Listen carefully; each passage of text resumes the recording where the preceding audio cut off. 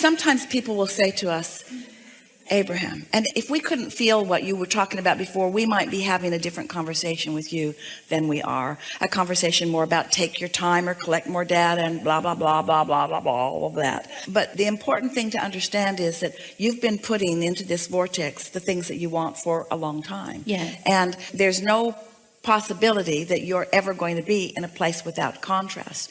But what you do about the contrast is everything. And most humans in the subject of relationships want to talk about what the other person is going to do in regards to contrast or in regards to resistance, not about what they are going to do. And you can't control what they do, but you can control what you do. So what we're talking about is the difference between flowing energy because you are in alignment and you're feeling the call, and reacting to what someone else is doing. Here's the thing. This is a really good way of looking at this.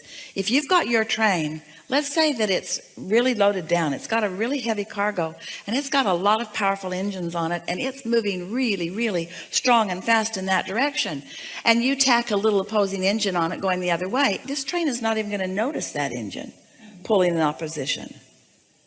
One time, Jerry and Esther, with their big Prevost monster bus, towed their car behind it with the brakes on. The bus did not even know it was happening.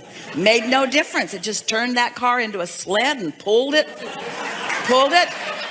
until the wheels were on fire. When there's enough momentum going this way, your resistance becomes less important, you see. But if you're going this way and this way and this way and this way and this way and this way, then your resistance is a bigger factor in your life experience. So if we were standing in your physical shoes, we would focus upon those delicious positive aspects, of which there are so many. And we would not allow ourselves in time, it'll take a little practice, to be a reactor to the things that are bothering you. And one of two things will happen. In other words, it always works itself out, because sometimes people will say, Abraham, they'll tell us about some relationship that they have, and they'll say, do you think I should leave? And sometimes we say yes, because the truth of it is that law of attraction, when you're looking for harmony and your vortex is full of things that you want, and this other person is really not a vibrational match to a lot of things that you want that are in your vortex, then harmony is doing this. That's harmony. But it doesn't feel like that in this conversation. Mm-hmm. Well, how much longer do I have to do this? Because it's forever. I mean, okay. So with this person, for example, like when your question is, how long do I have to put up with the discomfort? For as long as you've got those vibrational patterns going on within you. For as long as you think that somebody else needs to make the change in order for you to feel better. Right. But isn't that relationship, do you compromise? You know, maybe you don't want as much of a domesticated relationship as you think you do. I've thought of that. Maybe it's possible to have everything that you both want. So you want this, the other wants this, and let's say it's different. Well, the universe can accommodate both of you completely, and you can live happily ever after. But if you're looking over there at what that one wants and you're all bound up about it, or the other one's looking over at you and not liking it and all bound up about it. So who's bound up here? Who has the most angst about what the other one is doing? You or? I think me. Yeah. Okay. So do I just allow and just continue? So when someone says to us, should I go someplace else? And we say, yes, but you'll be taking yourself with you. You'll go and you'll take that tendency with you. So wouldn't it be nice to find a way to be less of a reactionary?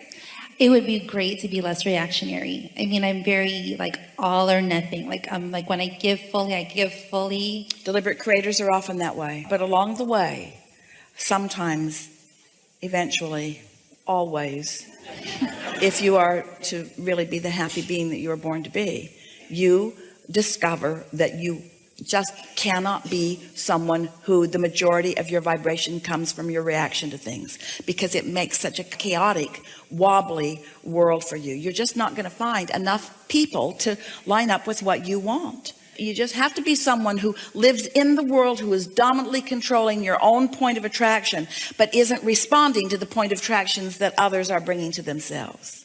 It's a sort of understanding that variety is a good thing, not a bad thing. You see, Let's just back away from you just a little bit into a broader view of mass consciousness, or we're talking about the collective consciousness of humans who are on your planet today. So many, in fact, most, have not reconnected with the fullness of who they are. And just for that reason and that reason alone, they feel more vulnerable. And then in their vulnerability, they become scrutinizers of what's going on around them. They were having reactions to what's going on around them. So they react to that, and they react to that, and they react to that. It's the conditional life that is not serving you very well. It's like, this condition is wonderful, and so I focus upon it, and it makes me feel good, and I love this condition, but that condition doesn't make me feel good. But since I'm a conditional person, because I've trained myself to be, because when I focus on things that make me feel good, I feel good, and so I've trained myself to be conditional, but now I'm faced with things that don't feel good too. So then I've got all this mixed energy going on, where if you are unconditional, which means it's not these things that you're focusing on first and foremost, it's alignment with source that you're focusing on first and foremost, and you've got that down, now you got a train that's going so fast and that is going to so many beautiful places that it doesn't matter what else you may hook on to it. It is insignificant by comparison with the connection that you've got going on. That's true, because I just, the vulnerability thing, I was thinking like I want a title, and I read all about attachment theory. I'm like, he's avoidant, he has all these problems committing, and I want you to commit and tell the whole world, change your Facebook status so everybody knows we're together, give me some security here. But if I was... But the very fact that you're asking for security means you're not getting it where you really get it, and you're looking for love in all the wrong places. You're looking for security in all the wrong places. You're looking for it through his behavior, and he's been there before. He knows he cannot jump through enough hoops to make you happy. Not for very long. And so, as others have tried to domesticate him, here's the thing. He wants to be domesticated. He does. He wants so much of what you want. He just doesn't want to be responsible for how you feel all the time. That's true. I'm responsible for my feelings. He's responsible. That's a really great thing. But then you hear people saying, well, girl, then you need to get away from him because he's probably doing something bad. But don't listen to other people. Just align with source. Well, they won't come around so much if you don't agree with them. Law of attraction isn't even, but it's always fair. If you've got some of that going on within you, then people with those opinions will be around you expressing those opinions to you all the time. But really, look at the alternative. Do you really want to say to someone, I need your undivided attention? We promise you, if he were to give you undivided attention, after a little while, you'd say, I need my space. I've had that before with other people, and that's true.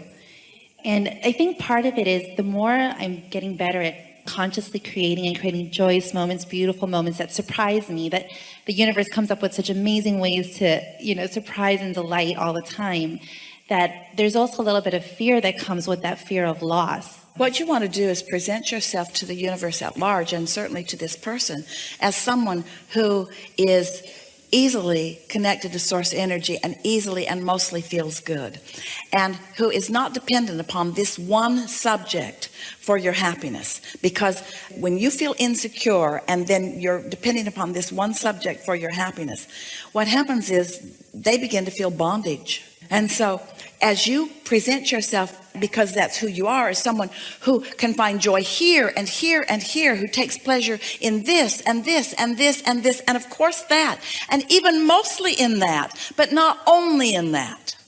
Now you've got this balance going on, and now there's no bondage that is being felt. That's true. That's when we're closest. That's when he feels most. And so that's what you meant. It's sort of a common thing that I want him until he wants me, and then I don't think I want him quite so much. And he wants me until I want him, and then he doesn't. Yeah. So then you get mad, and then he tries to reel you back in. And then in his trying to get you to come back, then you feel better. And we say, how sick is all of that? It's super. In other words, none of that is what any of you want. What you want to be is someone who's tuned in, tapped in, turned on, and in love with life, all aspects of life, including that that aspect of life. And so it's possible that you're not quite in that stable place, and that's why this relationship and the way it is unfolding is giving you the opportunity to get there. But when you get there, what you're going to accomplish through this is not him learning how to behave so that you feel better. What you're going to accomplish through this is you learning how to connect so that you feel better. So that's the whole point. It's not about the relationship. And then he'll behave. As will every other aspect of the universe. When you get in alignment with what you really want, and you're no longer offering any resistance about what you want, so you don't have mixed in your vibration what you want and what you don't want, which means you're getting some of all of it. When only what's in your vibration is what you want, then that's what comes to you all around. That's how you know what you've got going on vibrationally. How you know what your output is, how you know what your point of attraction is by what comes back to you. And the flaw in your premise is you think it's what others are deciding or what others are doing that is the main factor here. It isn't. It's what you're putting out that is the main factor.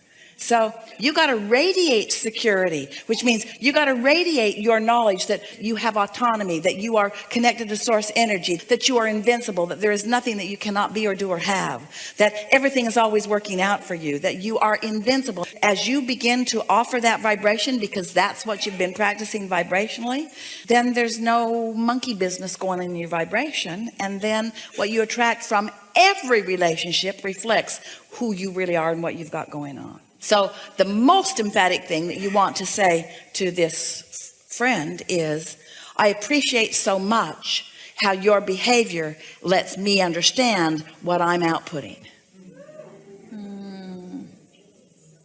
So something happens and you don't like it very much and you want to blame them. Really what you want to do is say, thanks for pointing it out. Pointing what out? What I got going on in my point of attraction. What I've got going on in my point of attraction, because every individual that you will ever meet is like the universe at large. They have the capacity to give you whatever your strong engine is asking for. So when things are harmonious and it's great, it's because I'm in alignment with source. It's because you're in harmony. Okay. But the flawed premise is I'm in harmony with the other. That's not how it goes. You're in harmony here first, and then the other harmony follows. And when you got this harmony going on, then even if somebody's having an off day, you don't notice it and you don't make a big hairy deal about it and you don't go to therapy to try to figure out what you're doing wrong. You just accept it for the contrasting step 5 beautiful clarifying moment that it is. And I don't have to be anxious about where this is going and what our future is. I like to do that too. Well, your anxiety is about your thought differing from the thought that your inner being has. And what anxiety is, worry is so interesting. That's you getting out there into the future where you have none of the resources of now. Because you only have the ability to connect with source energy in the now.